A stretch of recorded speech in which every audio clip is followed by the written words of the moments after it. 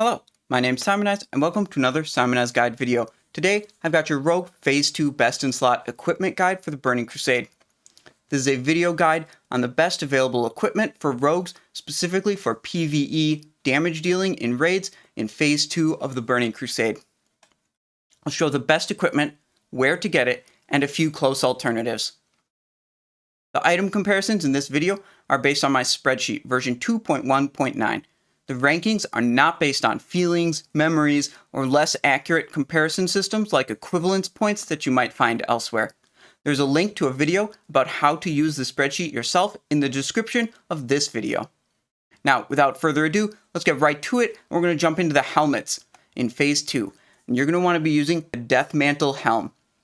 This is an easy choice because it's both individually the strongest item in the slot and it helps us access the very powerful set bonuses of the Death Mantle set. The Death Bellow X11 goggles will become available to engineers at the start of Phase 2, and you can craft these with out-of-raid materials as a pretty good upgrade until you can access the Death Mantle helm.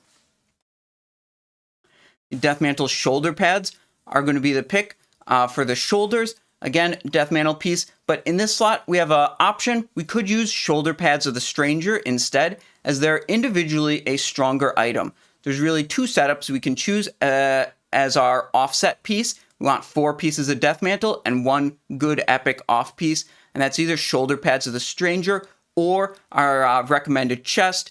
Bloodsea Brigand's Vest is the other offset piece that is a option. Now, I recommend the Bloodsea Brigand's Vest setup because it's much more flexible on hit rating and gem slots, whereas the shoulder pads of the Stranger setup is a bit more starved for hit rating, and you may find yourself struggling to get enough hit rating while you upgrade towards that set. That being said, there's not too much difference when you finally collect the whole set in terms of performance. Now, if you're using shoulder pads of the Stranger in your shoulders, you're going to want Death Mantle chest guard on your chest so you can maintain that 4-piece bonus. For the hands, it's another easy pick. The Death Mantle piece is individually the strongest item and helps us access the 4-set bonus.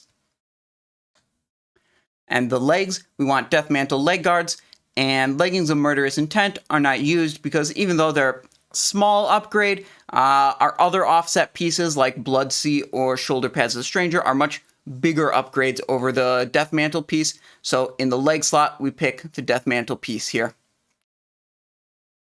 Now, the different setups here with all your armor, you can use Bloodsea, Brigand's Vest, or shoulder pads of the Stranger, and those are really the only good options. And then the 5-piece Death Mantle, or Death Mantle with Leggings of Murderous Intent, or Death Mantle with Searing Grip are a lot worse. And what happens really with these setups is you're even more starved for hit rating. You can't get as much hit rating as you want to, or as much as you could get with these setups over here. Now, these Death Mantle set bonuses that we're trying so desperately to get, what are they? The 2-set bonus. Your Eviscerate and Venom abilities cause extra 40 damage per combo point, is a fairly weak bonus for your character. But you also have to actually be using Eviscerate to make this at all useful. And in a lot of situations, you'll be using Rupture instead as your damaging finishing move. Now, for your 4-set bonus, this is the big deal one. Your attacks have a chance to make your next finishing move cost no energy. This is a really substantial boost to your character. Giving you free finishing moves is just like giving you bonus energy. Bonus energy effects are always powerful, and these are on items that are already very strong. So it's a very good bonus for your character. You really want this 4-piece Death Mantle set. Now, moving on to the non-set pieces, we have Choker of Vile Intent and Braided Eternium Chain that we had in Phase 1, and we have Telonicus' Pendant of Mayhem added to the list. This item is a powerful item, but it doesn't have any hit rating. If you can equip this and compensate for the hit rating elsewhere, it is slightly stronger than the Choker of Vile Intent, but it's a really small upgrade even when you can, so I say just stick with the Choker of Vile Intent. And when you're able to, you want to switch on the Braided Eternium Chain, activate the buff, and provide that buff to both yourself and your party. is a very good thing to do in raids. For the cloaks, we have a similar situation where we have Thalassian Wilder Cloak as a individually pretty powerful item, but you need to be able to compensate for the lost hit rating by switching your gems around in other armor slots. And even when you do, it's not that much better than Drape of the Dark Reavers. So I say just stick with your Drape of the Dark Reavers from Shade of Iran in Karazhan. For the bracers, we have a pretty solid upgrade in Vambraces of Ending from High Astromancer Solarian in the Eye. This is a good upgrade over the Nightfall Wrist Guards from the previous phase, and while you're upgrading your gear in Phase 2, you'll probably want to keep around Spy Mistress's Wrist Guards. The main theme of Phase 2 is that you're generally starved for hit rating, and if you find yourself in a spot needing a lot more hit rating, you might want to swap your Nightfall Wrist Guards for Spy Mistress's Wrist Guards as you upgrade your gear, but eventually you want to land on Vambraces of Ending for your bracer. For the belt, we have the absolutely exceptional Belt of 100 Deaths. This is a big step above anything, any alternatives. You know, the Belt of Deep Shadows, pretty big downgrade. That's a crafted item from Leatherworking. And then the next best is the Girdle of the Death Dealer from Phase 1. Now, Belt of 100 Deaths is so good that it's not replaced in Phase 3. It's not replaced in Phase 4. It's not until Sunwell that you replace this belt with Slayer's Belt. Belt of 100 Deaths is really good. For the boots, we still have Edgewalker Long Boots from Moros in Karazhan. We have a couple alternatives that squeeze in. The Boots of Utter Darkness and the Boots of Effortless Striking are both worse, and it's really still a question between Edgewalker Long Boots and Fell Leather Boots. You know, get the Edgewalkers if you can. If you can't, just go with the Fell Leather. For the rings, we have two new rings in Phase 2 that are relevant. The Ring of Lethality and the Band of the Ranger General. These are both better than what we had before, but they're not like terribly significant upgrades. So personally, I wouldn't prioritize them too much compared to getting weapon, trinket, or tier armor upgrades compared to the rings that we had available in Phase 1. For the range slot, we get Arcanite Steam Pistol from Alar in the Eye. This is a decent upgrade over Sunfury Bow or Veteran's Musket.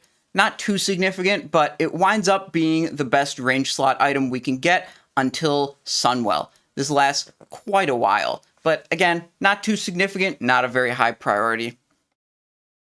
Now for our trinkets, we still have Dragonspine Trophy as the best, but we get a very strong second best trinket in Warp Spring Coil.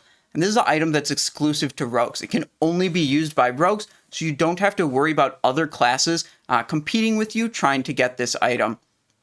The other new item is Tsunami Talisman. This is really not very remarkable.